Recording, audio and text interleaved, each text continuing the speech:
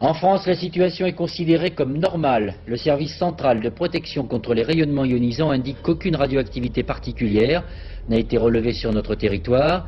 Il ajoute que plus de 100 prélèvements ont été opérés sur des légumes tels que salades, épinards, artichauts, poireaux, persil, oignons et j'en passe. Tous ces échantillons sont conformes à la réglementation française et aux directives communautaires. Si vous avez des doutes, eh bien, vous pouvez désormais appeler gratuitement un numéro vert spécial Tchernobyl qui vient d'être mis en place par la structure interministérielle d'information sur le nucléaire, où nous rejoignons d'ailleurs M. Madelin qui a mis en place cette cellule. Alors, que peut-on obtenir comme renseignement, Monsieur le Ministre, lorsqu'on appelle ce numéro et qui répond?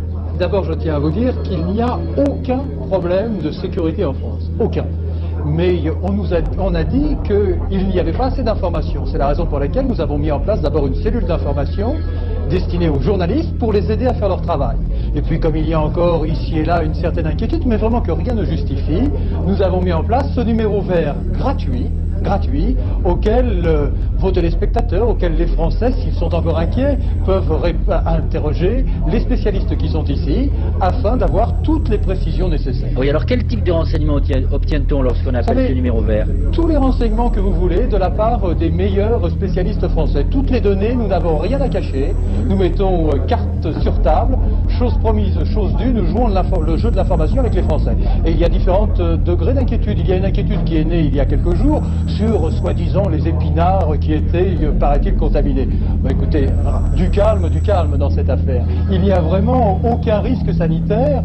J'ai déjà eu l'occasion de dire que l'on pourrait commencer à s'inquiéter et aller voir son médecin si par hasard on trouvait, mais on n'en trouve pas dans le commerce, 3 tonnes d'épinards irradiés et qu'on ait l'intention, sans les laver, de les ingurgiter dans les quelques jours qui viennent. C'est vraiment dire, je prends cet exemple pour montrer qu'il n'y a aucune inquiétude à avoir. Tout ce qui est aujourd'hui chez les commerçants français, bien évidemment, est plusieurs fois surveillé. Il n'y a aucun danger sanitaire, aucun problème de sécurité en France. Mais néanmoins, si quelqu'un a un doute, si quelqu'un a une interrogation, si quelqu'un veut en savoir plus, il téléphone au numéro vert. C'est un numéro qu'on peut appeler en permanence toute la journée? En permanence, toute la journée, de 9h à 19h, c'est gratuit. Que les Français ne soient rassurés. Et s'ils ont un doute, il y a une qu'ils nous véritable ruée téléphonent. dans les pharmacies où l'on vient se procurer des tablettes d'iode pour se protéger des retombées radioactives. Ça va au-delà de l'inquiétude. On peut demander une menace. Voilà, on peut demander au docteur Pellerin, oui. Oui, alors je viens d'apprendre ce que vous nous dites sur le comportement des Scandinaves.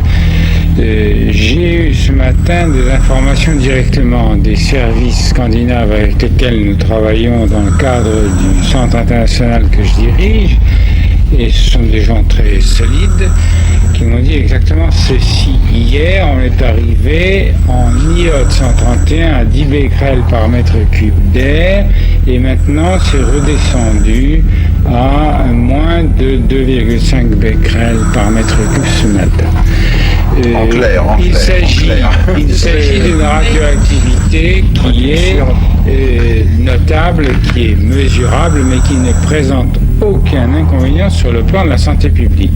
Seulement, on a fait tellement de catastrophisme sur le plan du nucléaire qu'on risque de déclencher des paniques. Alors je voudrais bien dire ici clairement que même pour les Scandinaves, la santé n'est absolument pas menacée. C'est un phénomène que nous suivons tous, toutes les personnes compétentes dans ce domaine, sur le plan européen et mondial d'ailleurs, et qui est très intéressant à suivre pour les enseignements qu'on en tirera sur le plan des mouvements d'air, des masses d'air éventuellement radioactifs provenant d'un accident, mais ça ne menace personne actuellement, sauf peut-être dans le voisinage immédiat de l'usine, et encore c'est surtout dans l'usine que je pense que les Russes ont admis qu'il y avait des personnes lésées.